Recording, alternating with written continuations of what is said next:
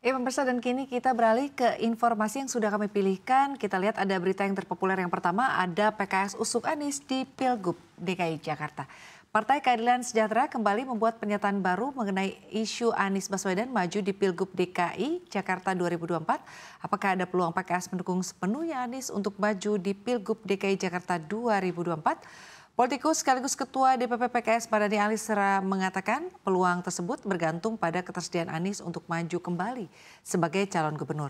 Mardani mengatakan Anies berpeluang besar menang dalam kontestasi ini, namun menurutnya sosok yang didukung Prabowo Subianto dan Presiden Joko Widodo juga patut diperhitungkan.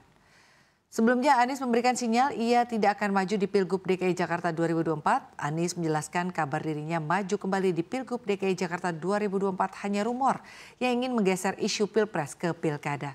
Ia pun menegaskan masih akan terus mengawal proses perhitungan suara Pilpres 2024 hingga pengumuman nanti oleh Komisi Pemilihan Umum pada 20 Maret 2024.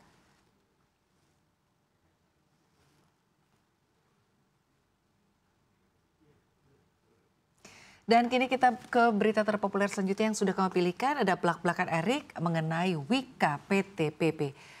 Menteri Badan Usaha Milik Negara Erick Thohir kembali buka suara terkait penggabungan perusahaan BUMN di sektor karya. Salah satunya terkait meleburkan perusahaan sawit ke seperti Wika ke PTPP dan menunjuk PTPP menjadi induknya. Menurutnya perusahaan tersebut akan berfokus pada proyek seaport, airport, dan akan tetap masuk di residential karena masih ada aset-aset yang tertinggal sebelumnya.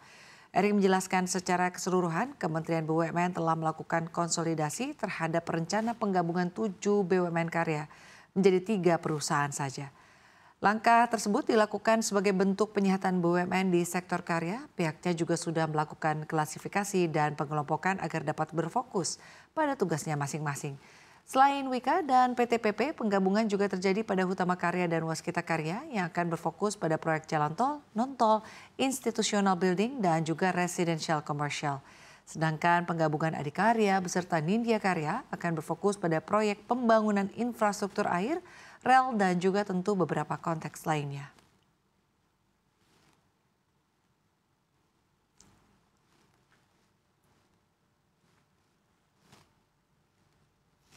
Dan kita ke berita terpopuler selanjutnya, ada krisis energi Kuba gelap gulita. Negeri Kuba yang terletak di Karibia tengah mengalami krisis makanan dan energi yang menyebabkan pemadaman listrik. Alhasil suasana Kuba di sejumlah daerah mengalami situasi gelap gulita di malam hari. Gelombang pemadaman listrik itu sejak awal Maret karena pekerjaan pemeliharaan pembangkit listrik termoelektrik Antonio Guterres yang terbesar di pulau itu. Namun akhir pekan ini situasinya diperparah dengan kurangnya bahan bakar yang dibutuhkan untuk menghasilkan listrik. Negeri komunis di Karibia itu juga tengah mengalami kekurangan makanan yang memicu adanya aksi protes damai. Aksi mendesak pemerintah Kuba untuk menghormati hak asasi para pengunjuk rasa dan memenuhi kebutuhan sah rakyat Kuba. Menanggapi situasi ini, Presiden Kuba Miguel Diaz-Canel dalam akun X-nya menyebut ada pihak-pihak yang mengompori aksi demonstrasi ini di Amerika Serikat.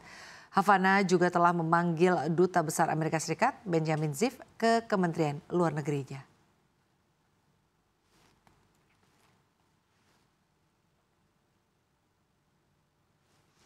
Dan berita terpopuler selanjutnya adalah Raja Malaysia yang ngamuk.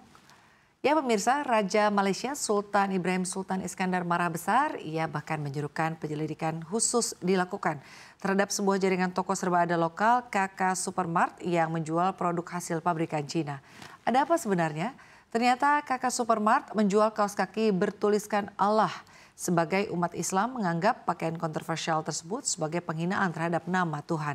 Apalagi penjualan kaos kaki tersebut dilakukan di saat bulan puasa Ramadan. Raja Malaysia pun meminta tindakan tegas dijatuhkan kepada pihak manapun yang terbukti bersalah dan berdasarkan penyelidikan yang dilakukan pihak berwenang.